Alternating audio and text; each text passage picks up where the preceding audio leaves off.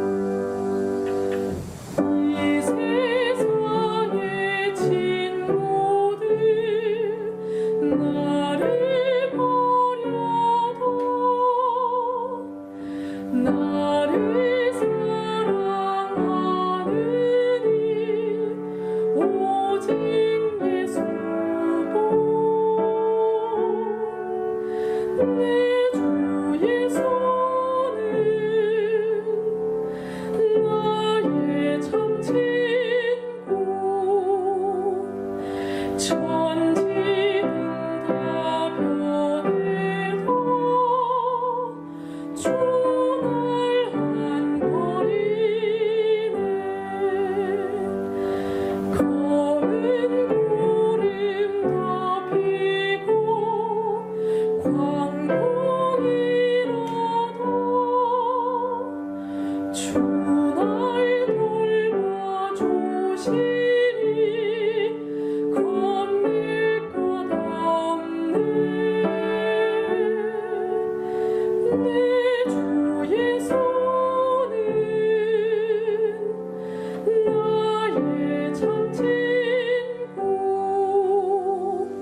천지는 다 변해도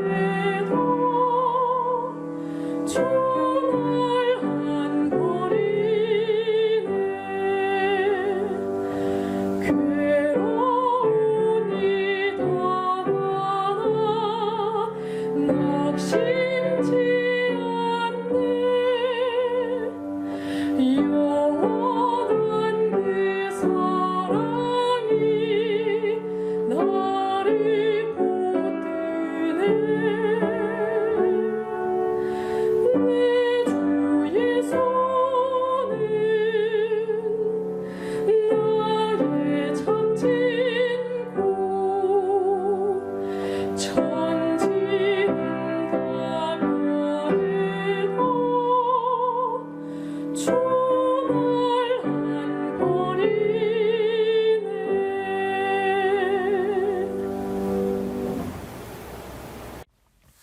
사랑하는 수원세안의 교회 성도 여러분, 안녕하십니까? 화요 3일 기도여신 우리 모든 성도인들의 진심으로 환영합니다. 특별히 이 화요 예배를 구별하여서 참석하신 우리 모든 성도님들께 성령님의 지혜가 함께하기를 이 시간 기도드립니다. 오늘은 불타는 마음이라는 제목으로 함께 말씀을 나누고자 합니다. 우리 다 같이 본문 말씀 열왕기상 3장 16절로 28절 말씀을 함께 보도록 하겠습니다. 그때 창기 두 여자가 왕에게 와서 그 앞에 서며 한 여자는 말하되, 내 주여, 나와 이 여자가 한 집에서 사는데 내가 그와 함께 집에 있으며 해산하였더니 내가 해산한 지 사흘 만에 이 여자도 해산하고 우리가 함께 있었고 우리 둘 외에는 집에 다른 사람이 없었나이다.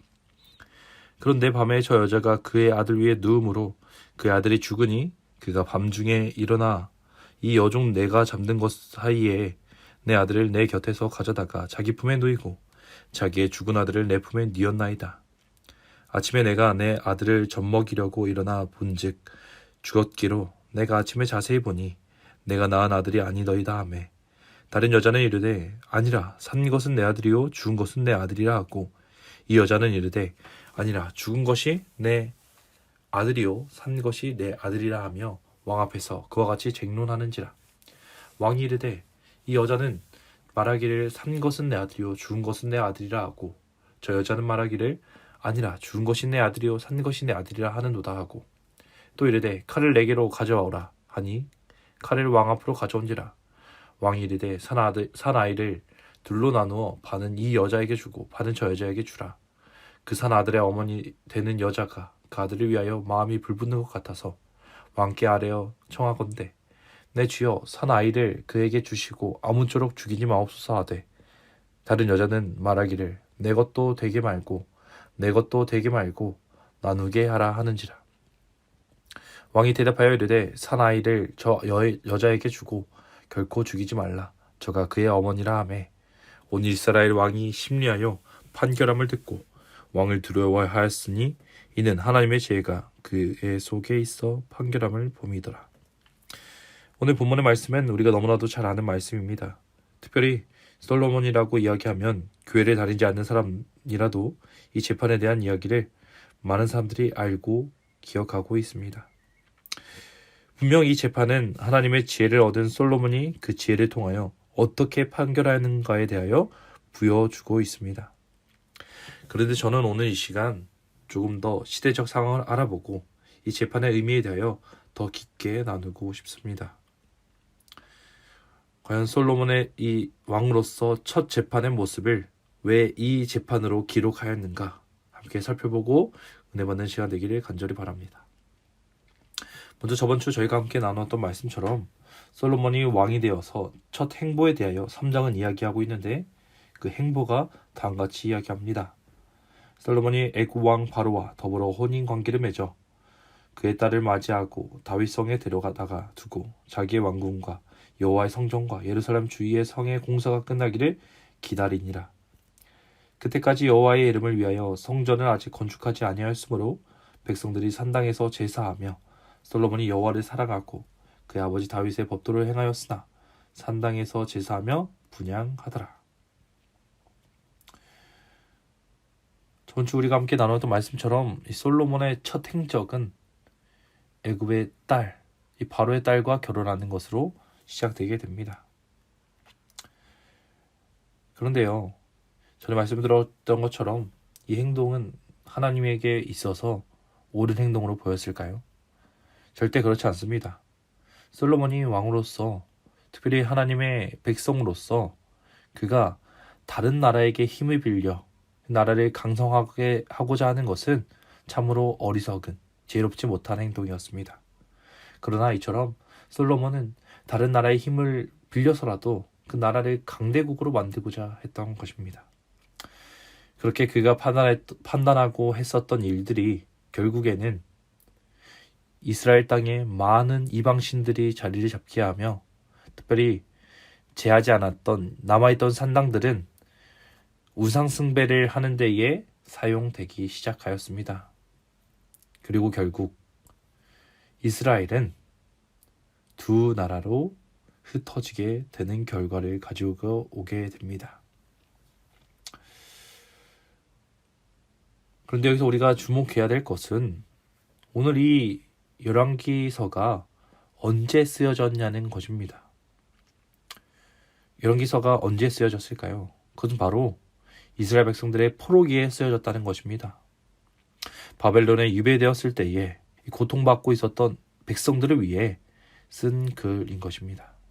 특별히 열왕기상은 하나님과 함께 시작한 그 찬란했던 조국의 역사와 그리고 분열되고 멸망하는 이야기까지 담겨져 있는 것입니다.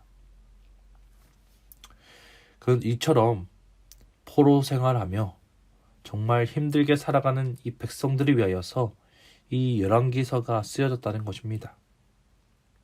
그들은 이방신의 섬김으로 무너지게 되었고, 더군다나 하나님의 백성이라고 여겨졌던 자신들이, 자신의 나라가 멸망되면서 그들은 신앙적으로 흔들리게 되었습니다. 특별히 이러한 이유는 이 당시 전쟁에 있어서 승패는 단순히 나라와 나라의 승패가 아니라 그들이 섬기는 신과 신들의 전쟁이었으며 신과 신들의 승패였던 것입니다. 한마디로 하나님을 섬기고 있던 이스라엘 백성들이 바벨론에게 무너진 것은 바벨론의 신에게 하나님이 진 것입니다. 그러므로 그들은 유일하신 하나님이라고 믿었던, 유일한 신으로 믿었던 그 하나님이 자신의 나라가 무너지는 모습을 보며 과연 그들이 믿었던 신앙이 옳은가에 대하여 분별력을 잃고 흔들리고 있었던 상황인 것입니다. 그러한 그들을 위하여서 선지자는 열왕기서를 쓰게 되었습니다. 자, 그런데 이처럼 중요하고 정말 중요한 메시지를 전해야 하는 이 열왕기서에서 왜 이 재판의 이야기가 들어가 있는 것일까요?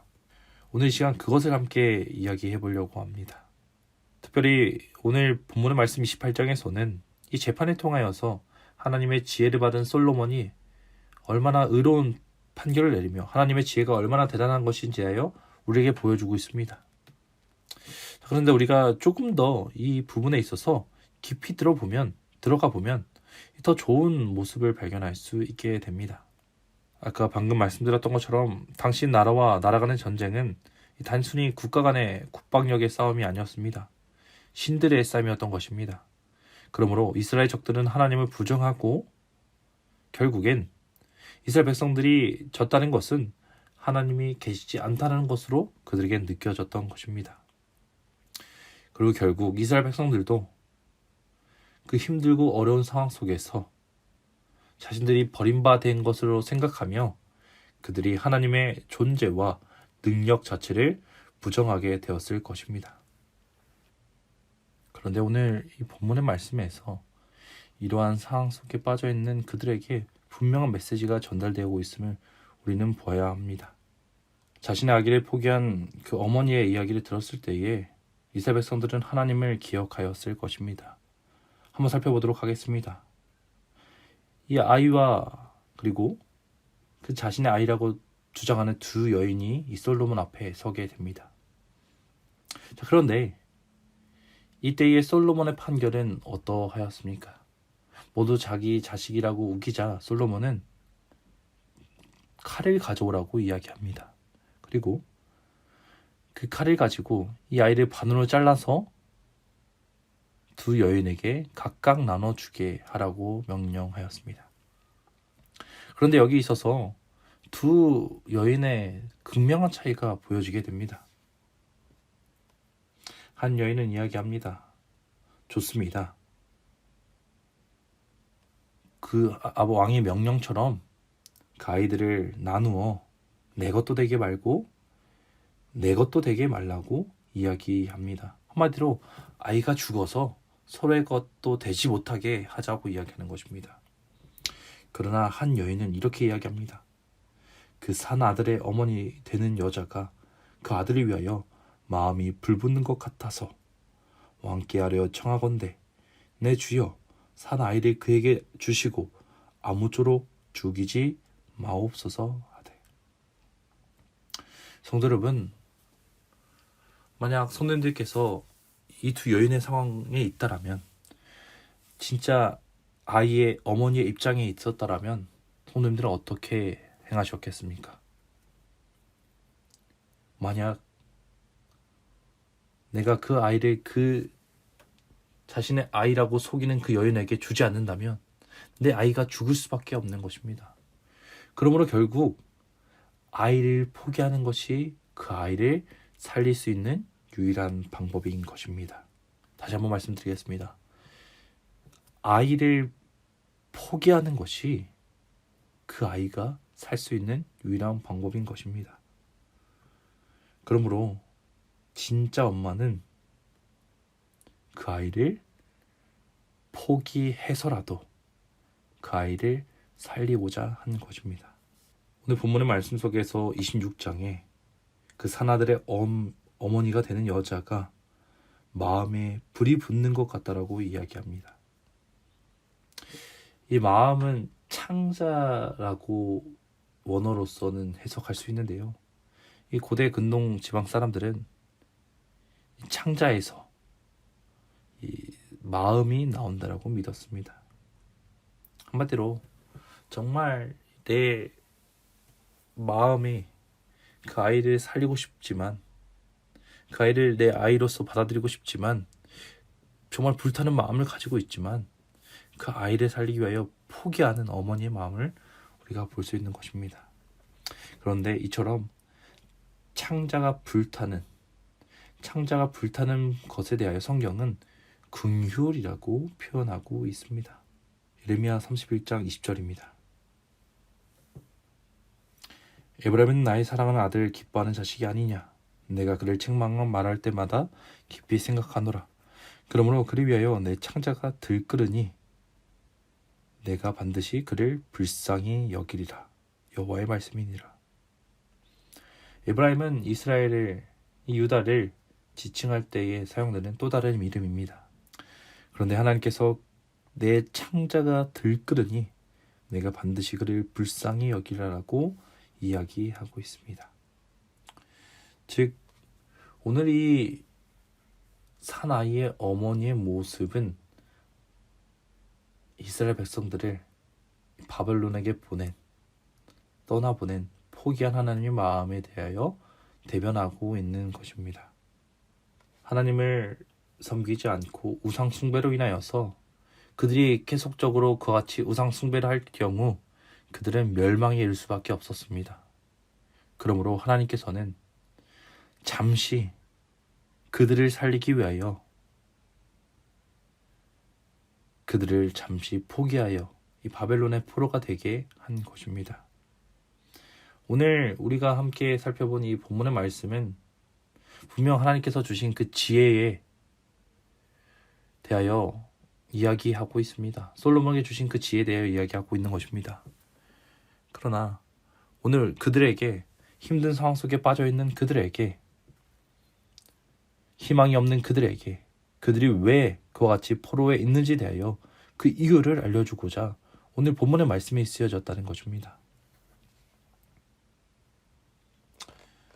하나님은 힘이 없어서 전능하지 못하셔서 이스라엘 백성들을 패배하게 둔 것이 아니었습니다. 남과 북이 갈라지고 계속 우상 숭배를 하며 진정 이스라엘이 망할 것 같아서 끊임없이 선지자들을 보내 경고하였고 호소하였습니다. 그러나 여전히 우상 숭배에 빠져있는 이스라엘 백성들을 결국 그들을 살리기 위하여 아수르를 통하여 바벨론을 통하여 유배에 보낸 것입니다. 포기한 것입니다. 자신의 백성들 속에서 악한 것을 뽑아내기 위하여 정말 백성들을 사랑함으로 창자가 불타는 그 마음의 고통을 느끼면서 이스라엘 백성들을 포기하였던 것입니다. 그리고 이 열왕기서를 통하여서 이스라엘 백성들은 반성하게 되고 그들이 너무나도 오랫동안 하나님 앞에 큰 죄를 지었음을 그들이 깨닫게 됩니다. 사랑하는 성도 여러분, 오늘 이 본문의 말씀을 통하여서 함께 깨닫게 되기를 바랍니다. 오늘 내가 어렵고 힘든 상황 속에 있을 때에 하나님의 계심과 존재를 의심할 때에 자식이 있는 그 고통 속에서라도 차라리 그 자식이 살기 위하여 아들을 내어줬던 그 어머니의 마음이 오늘 우리를 향한 그 하나님의 사랑이라는 것을 기억하시기 바랍니다. 그러므로 오늘 내 어려움 속에 있을 때에 나보다 더 뜨거운 불타는 마음의 고통을 가지고 계신 하나님을 기억하시고 나를 위하여 긍휼히 여기시는 그 마음을 주시는 하나님을 기억하시기 바랍니다. 그 하나님의 마음을 기억하시고 다시 한번 하나님께로 회개하여 돌아가시는 저와 성도님 되기 바라며 말씀을 마치도록 하겠습니다. 기도하겠습니다. 하늘이신 아버지 하나님, 오늘도 이렇게 함께 말씀을 살필 수 있게 해주시니 감사합니다. 아버지 하나님, 오늘 우리를 위하여 잠시나마 이곳에 두시고 또한 어려움 속에서 우리를 잠시 놓아주시는 그 하나님을 기억하게 도와주시옵고 이런 어려움 속에 있는 우리를 위하여 긍휼히 여기시고 창자가 끊어지는 고통으로 우리를 긍휼히 여기시는 하나님의 계심을 저희가 기억하고 감사할 수 있게 도와주시옵소서. 또한 어려움 있는 중에 하나님께로 돌아가고자 회개하고 또 하나님께 무릎 꿇는 저희 될 수 있도록 인도하여 주시옵소서. 살아계신 예수 그리스도의 이름으로 기도드립니다. 아멘.